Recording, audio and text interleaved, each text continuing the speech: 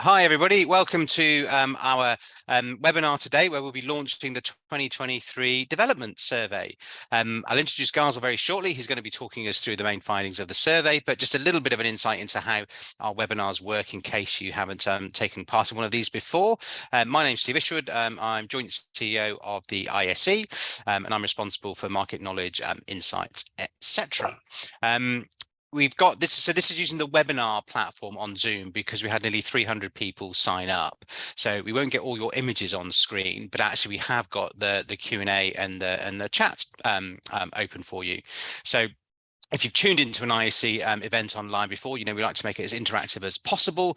I'll be fielding the questions. We've left time at the end, roughly about sort of 15 minutes or so for questions. I know when we have our survey presentations, we always have lots of questions coming through. So yeah, please use the chat and please use the Q&A. I'll be keeping an eye on those while Gazel's talking. So rather than take questions as we go through, we'll save them to the end. So you know, whenever you think of a question, just pop it in there, and I'll go back to them. We changed slightly the way we do surveys this year. I won't go into the ins and outs of IC strategy and reorganisation because we've done that in the past, but actually we're working closely with University of Derby. There's Career Centre. Gazel will probably tell you a bit more about those when I hand over to her, who are producing the survey. For those of you that are long-term members of the ISE, you'll know, remember Tristram Pooley, who used to work with us. Tristram's also involved in the project because one of his roles is based at Derby. So there's good continuity there, and we're really pleased to have their expertise, you know, involved as always in really getting that rigor into the data that we produce. So this is one of two kind of main surveys that we do every year. This is on development. So effectively what happens to graduates and apprentices once they join an organisation. Our other survey, which will come out in the autumn, is very much around what happens beforehand, so onboarding, recruitment and attraction. So we'll be coming back to you on that one later in the year. So that's enough preamble from me. I think it's the detail you want to get into, isn't it? So Gazel, can I hand over to you? Do you want to take it from here? Yeah, sure. Let me share my screen first.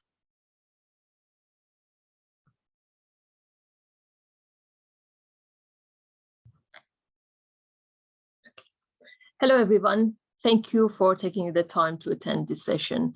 In this session, I'm going to talk to you about the highlights of the development report 2023, which was published last week. And I'll keep it brief because our intention is to get some feedback from you and just familiarize ourselves with the areas that you're interested in. We have been conducting this survey for 8 years now in the current format.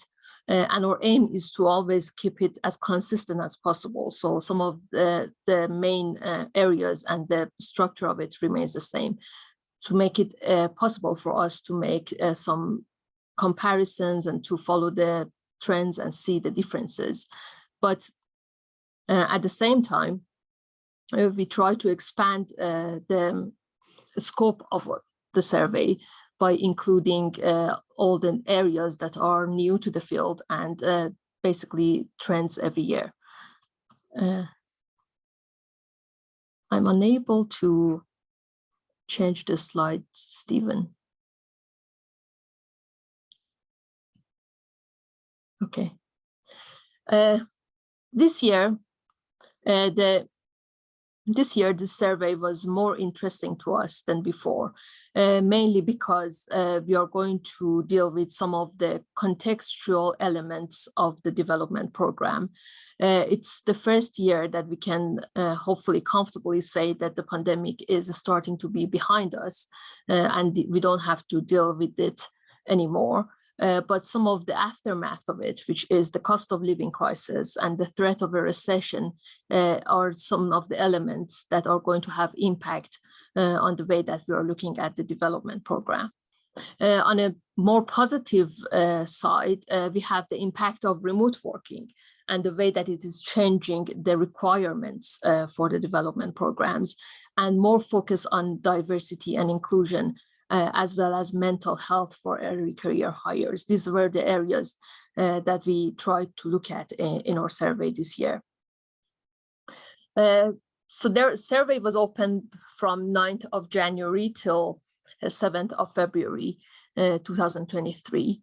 And we managed to ask 74 questions from our participants, mainly in the areas of onboarding, skills, and attributes, development programs, supports and retention, and salaries. And 192 people responded to our survey.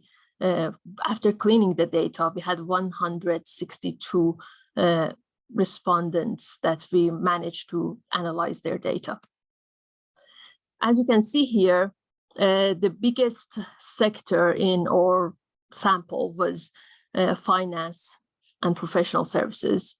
And followed by that is the legal sector with 17% and digital and IT with 16%. The smallest parts of our sample were health and pharmaceuticals and charity and public sector. So starting with the strategy and resourcing. First of all, almost all of our participants, 97% of them, mentioned that they are recruiting graduates. And 77% of them are saying that they are recruiting apprentices as well. If you make a comparison to, let's say, in 2021, which this number was 60%, you can basically see a shift in terms of employment and entering the workforce. To put it into context, we also need to consider that based on ONS data, which was published in February 2023, over 1/3 of university students right now are saying that because of their concerns about cost of living crisis, they are no longer are willing to continue their education. So you can also see that trend of entering the workforce having some impacts on the development programs. In terms of the spending on the apprenticeship levy, the number has remained stable compared to 47%, which was last year.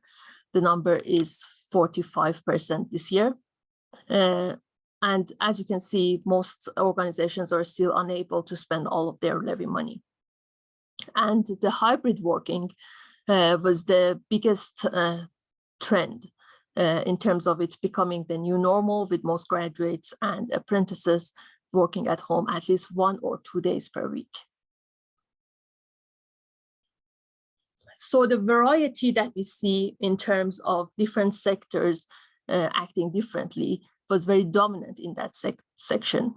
As you can see here, for example, the average amount of money that in the legal sector are being spent on learning and development of a student hire is 8,300. And this number is only 991 in health and pharmaceuticals.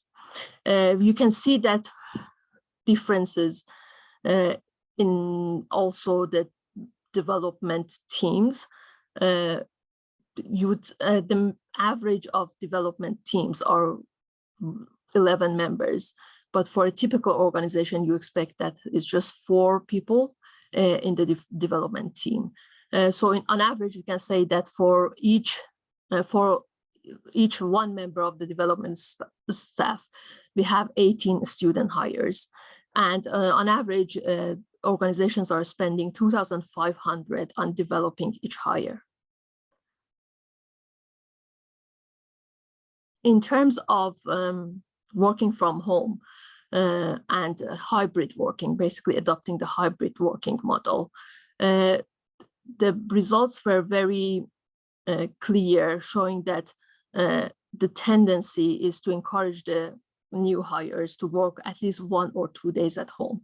As you can see in energy, engineering, and industry, and health and pharmaceuticals, for the graduates' work, there is 0% of fully in office or on-site based work, as well as the built environment. And the trend is also very similar with apprentices. So with finance and professional services, you can see that, and digital and IT, the expectation is for them to work 1 or 2 days at home. In some areas, you can see that fully home-based work is also becoming more dominant, but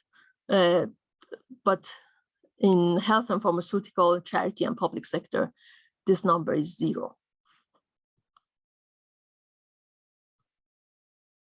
This trend of hybrid working, which is a combination of working from home and then spending a couple of days in the office, can be seen in onboarding aspect of the development program as well. So 62% of the organizations who answered or survey saying that they're offering blended onboarding approach.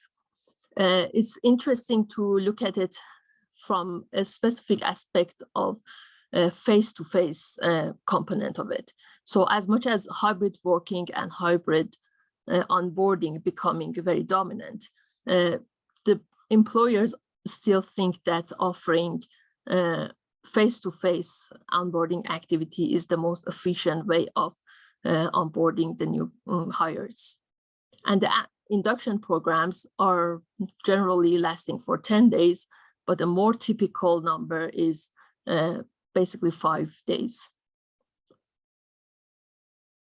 53% of our respondents thought that face-to-face approach to onboarding is the most efficient one, and it provides the highest quality for the new graduate hires.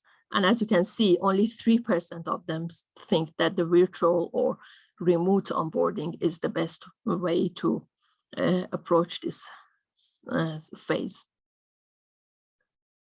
In terms of the most common forms of onboarding, introduction to peers, meeting with line manager, and getting engaged in some pre-boarding activities, which starts before the employee starts, were the most common forms of activities.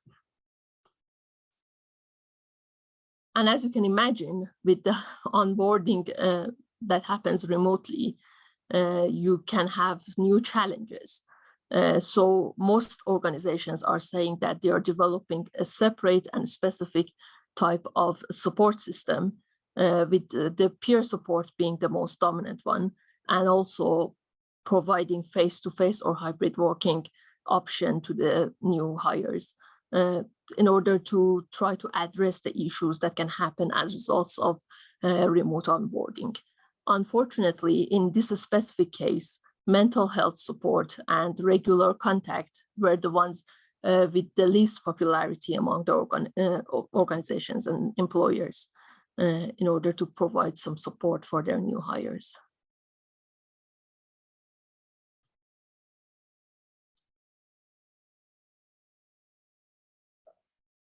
In terms of skills and attributes, as you can see in this graph, the employers mostly agree that the graduates and apprentices are at the point of hire career ready. So in terms of the skills that they have and the expectations from them, most of them said that it has been desirable, the level of the skills that they have. As you would expect, they rated the expectation for graduates more than the apprentices, but also it's important to note that to begin with, at the point of hire, they have higher expectation from the graduates. And most of them, 72% of them, believe that those who have completed an internship or placement tend to have better skills when they start working in their organization.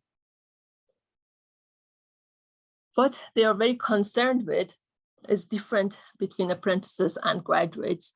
So with apprentices, they have the concern with the commercial awareness, time management, and self-awareness. But these concerns for graduates are more with resilience, self-awareness, and time management.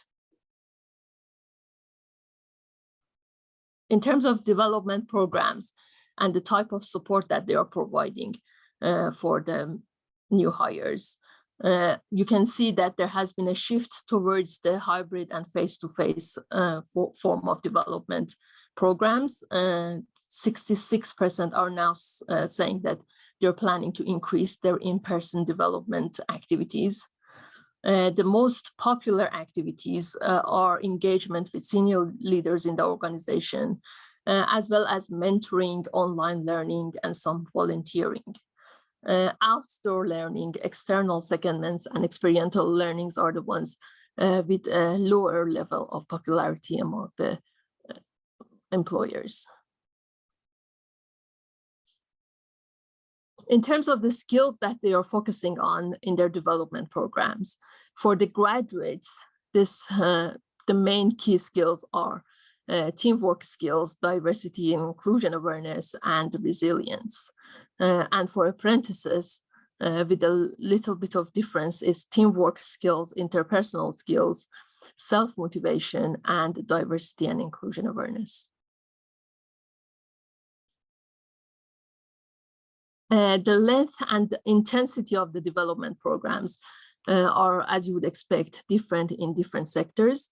So with the health and pharmaceuticals having the highest level of training in terms of the duration in month and the days of training per year, as well as charity and public sector and finance and professional services, as you can see.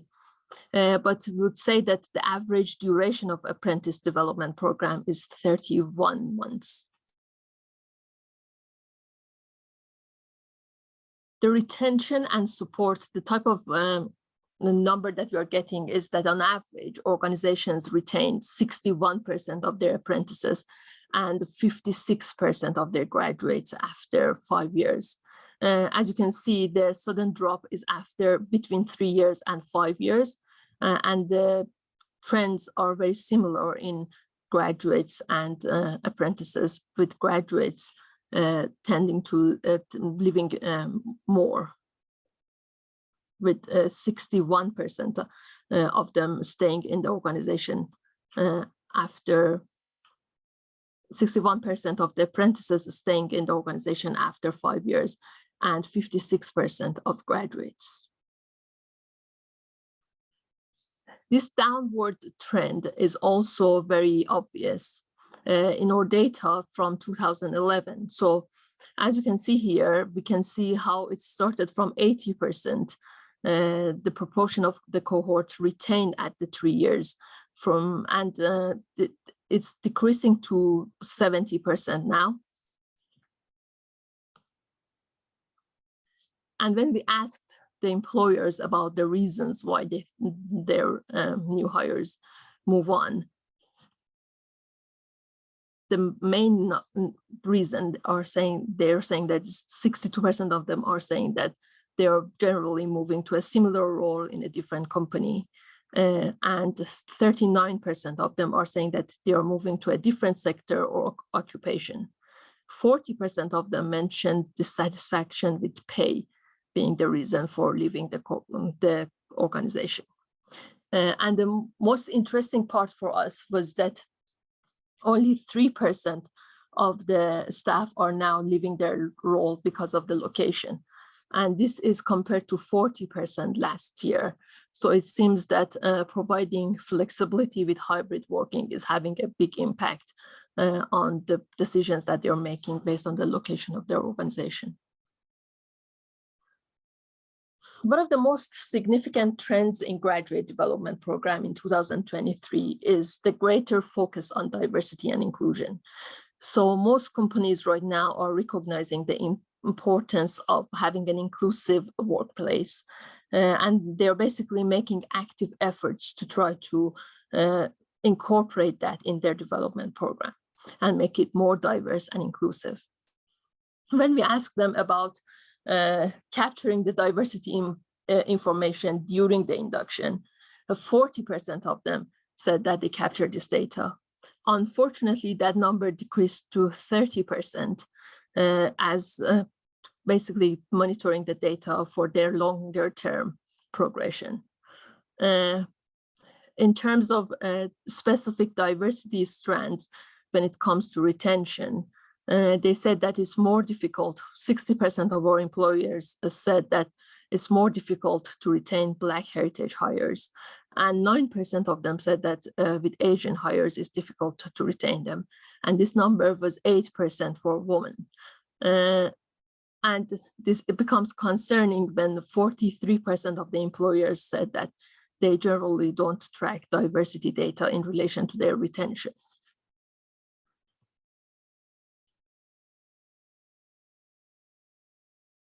So the type of support that they are providing for their early career hires is the peer support scheme being the most popular one, with 99% of the organizations providing that. And in this case, mental health support and counseling has become very dominant, with 85% of the organizations providing that services to their new early career hires. Engaging with trade unions and staff associations are the least popular approaches to supporting the early career hires. And in terms of the recognition of the mental health, as you can see here, the number of the students who are asking for help with mental health issues has increased a lot. And also the number of the student hires with mental who are seeking help. But at the same time, aligned with this type of demands, you can see that the amount of mental health support provided by the organizations are increasing a lot as well, with 85% providing that dedicated mental health support. Something that we were interested in was this fairly recent media trend about quiet quitting. So the fact that right now employees are just putting minimum effort into their job and they never do more than it's absolutely necessary. We were interested to see what employers think about this, especially when it comes to younger generation and early career hires. 26% of the employers said that their new hires are less willing to work additional hours compared to their previous cohorts. And then when we looked at the expectations of the respondents in terms of the working hours, it was interesting to see that in legal sector, finance and professional services, there is a minor need for working more hours than the contract, but in most areas, the expectation is to just work either just a few hours more than the contract, or actually the exact number of the hours that they are contracted.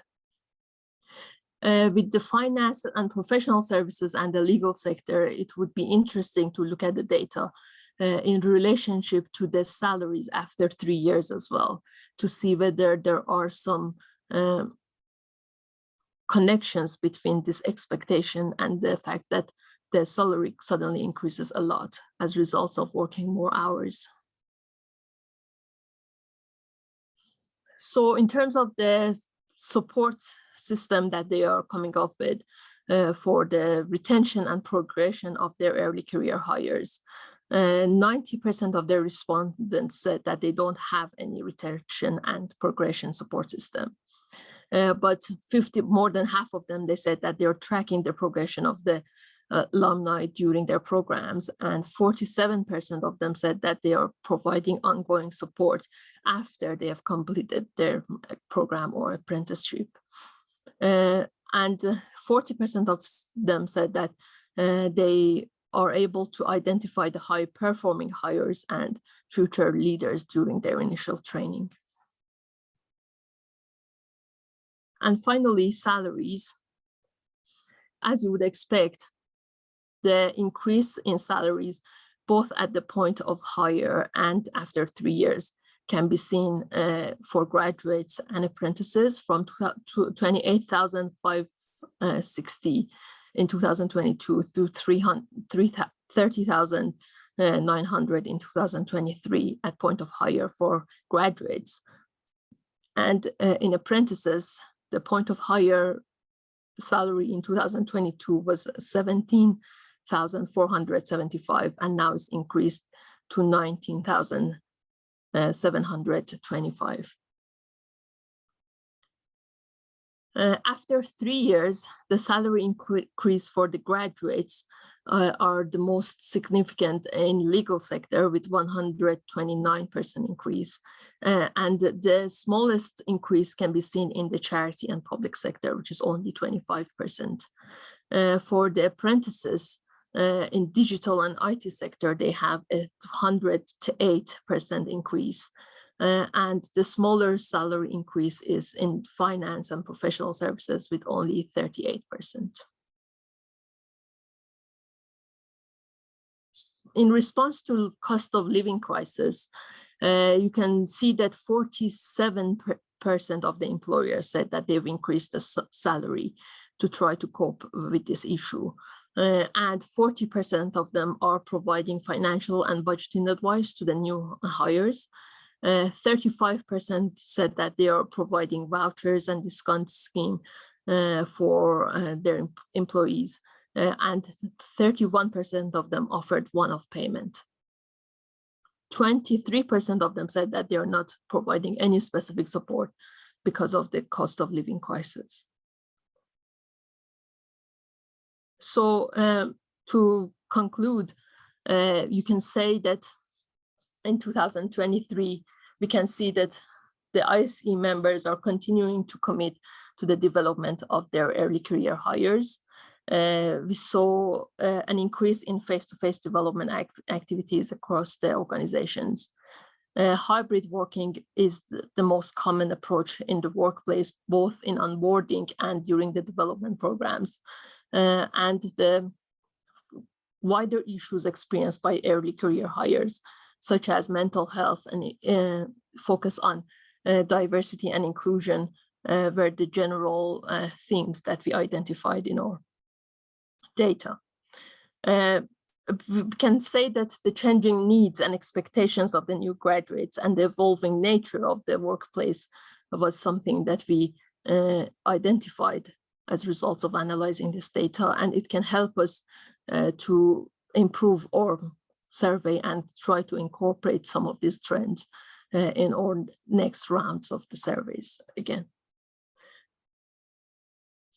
If you are interested to read the whole report, obviously you can use the website. And Stephen, if there are any comments and questions, I would be interested to hear them. Great, thanks, Castle. Lots of comments in the chat, so we've got some questions in there which I will go through. I'll also pop a link into the chat if I can do two things at once whilst we're talking with the survey. But the survey is online, so if you know your way around the ISE website and you go into the report section on the Knowledge Hub, you will find it. You'll find the report there. It's all up and live already. So guys, I've got a few questions. So and a few people asked, are you going to get a copy of the slides and a link to the survey? Yes, you will. You get that coming through in an email a little bit later on this afternoon after this, so you will get hold of that. Right, so let me scroll through the questions we've got now, Gazel, and I'll see what your thoughts are on some of these. So salaries, sectors and regions. I think I know the answer to this, but I'll ask you guys also. Do you know where the salaries come from and what the implications are, sort of region by region? So Claire asked, Cassie asked, is it London based or is it national, the salary levels? So I think it would be the national. Yeah, so because our sample was all over the country, not just London. So. Yeah, so our annual survey, so we don't go into as much salary detail on the development survey as we do on the annual survey. Part of the constraint, as those of you who filled out the survey will know, they're quite meaty hour surveys, and in the recruitment survey we do go into quite a bit of detail on regional breakdowns, and so you'll find that information in there, but that is only starting salaries. Maybe it's something that we could come back to at a bit of a later point. A few comments around difference between logistics and legal worlds. Yes, so both in the recruitment data and the development data, the legal sector data makes a huge difference, doesn't it, Gazel? There's a strong significance. Yeah, as we mentioned, it's both in terms of the expectations that they have from the new hires, and then the type of money that they are spending on development, as well as the kind of progress opportunity that they are providing for the new hires as well. Got it. Part of it is understandable because of the amount of money that they are making, obviously. Do you know if professional qualifications are factored into the legal sector figures as well? I assume so, yes. Yeah. Especially with the duration of the development program. With the legal sector, you expect it to be longer because of the qualifications. Yeah. I know when we do our recruitment data as well, the legal sectors still do spend significantly more on recruitment and traction as well as with development. I've got a long enough memory to remember pre-financial crash when the investment banks and also the consulting firms used to be greater parity, but actually some of those sort of efficiencies that were gained after the financial crash, I know that has stuck to made quite a long-lasting difference. A question from Claire on apprenticeships. Do you have any data in the survey on actually whether the data is influenced by the level of apprenticeships? So for example, the salary figures, are they skewed by degree apprenticeship salaries? Do we know anything about that? So I know that we have captured the data in terms of the level of apprenticeship, but not necessarily making a cross-tabulation with the other parts of the data which was presented. So something that we can look at, obviously, to see whether there are specific trends. Got it. And I think there was a question is, on salary, are we using the mean or the median in your slides? I have to go back to it. I think it's median. Okay. But in the report, we are making it clear every time that there is a mean or median. Got it. Okay. So just scrolling through the comments here. So a question from Victoria. So further question on work readiness. For those who aren't deemed work ready, is there any information on what support is being provided to bring them up to the required level? Yes, I didn't want to go into details because it's just very detailed, but in terms of the specific sets of skills that they are improving in both apprentice group and graduates, it can be even the wider context in terms of their understanding of the social issues and economic issues, as well as some of the softer skills and harder skills. They're all mentioned and elaborated on them in the report. Got it. Thank you. Karen asked about the survey on the website. Claire, thank you very much for posting the link. Yep, it's up there already, so you can get access to that and download it. Sorry, I'm just scrolling through as we are talking, just trying to make sure that I don't miss anything. Susan asked a question on I think it was progression linked. So it wasn't the question, but I think it's when we were talking about progression. So talking about progression, retention, and links to EDI. Is there anything more that you want to say on that, on Gaza? Because I know that we asked actually where employers think that they might struggle a bit more with retention, particularly around Black heritage students that they've hired. Any more thoughts on that? So I cannot present anything else in terms of the data we have gathered. And the main reason is that it was very limited, the type of data that people are presenting in terms of ethnicities and race and gender. So of all the data that we've gathered, the only thing that was very clear was that I think 16% of the employers who are actually capturing the data about retention, they said that they find it specifically difficult to retain the Black heritage hires. Right. Coming from Liz, so Liz says we'll be interested to explore the different shape and duration of development programs and schemes and levels of differentiation for graduates, apprenticeships, degree apprenticeships, for organisations that are hiring all groups. My perception is, Gazel, that apprentice development programs are longer than graduates. Yes. Was that right? they are longer and there are more days per year for the development program compared to graduates. Yeah. Got it. Is this a fair summary? I know when I was looking over the sort of the various drafts that have come through over the last couple of weeks, my kind of summation was that apprentices need more investment in development time. They're less ready for work than graduates, probably, I'm surmising because you're talking about apprentices when it's their first job from school, a bit less work ready, maybe haven't left home, etc. Takes longer to train them, but they stay longer, which would be an argument that the return on investment for apprentices, that's where the return on investment comes. They stay longer, they're more likely to stay despite the additional resources that you need to invest in them. Is that a fair sort of summary, would you say, Gazel, or am I being too reductionist?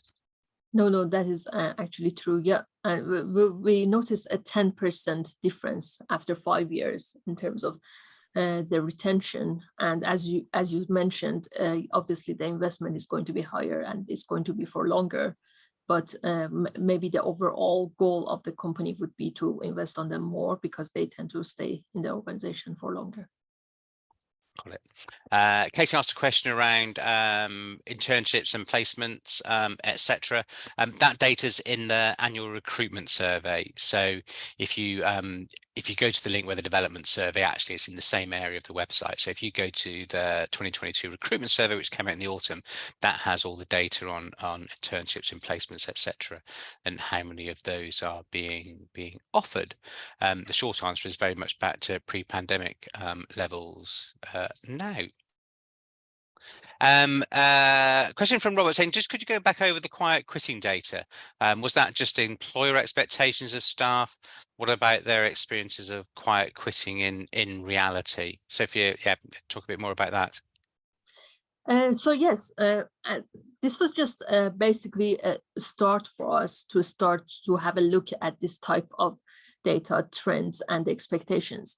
So what we specifically asked from the employers were 2 questions. The first one was that, do you think the hires are less willing to work additional hours this year compared to previous years? And 26% of them said yes to that question. And the other aspect of the question was their expectations of working hours for their new hires. And in this question, we noticed that in legal and financial and professional services, there was an expectation, although it was minor, but there's an expectation to work more hours, significantly more hours, and in most cases, a few hours more than the contracted. But for example, in areas like digital and IT and built environment, that expectation was lower. So they basically want the new hires to just work the hours that they are contracted. So we thought that would be very interesting to have a look at them over time to see how this is changing. And obviously for our next rounds of survey, we can come up with more specific questions to try to capture that kind of mismatch between the expectation and the way that new hires are actually working these days. Yeah, thanks, guys. I mean, it's the first time we've asked this information, so it's quite interesting to get these insights. So we haven't got year-on-year comparisons yet, which is what we will get over time. It's interesting when I talk to different employers about quiet quitting, sometimes there's an element of cynicism around actually it's just really describing something that's always been a factor of, if you're not engaging your workforce properly.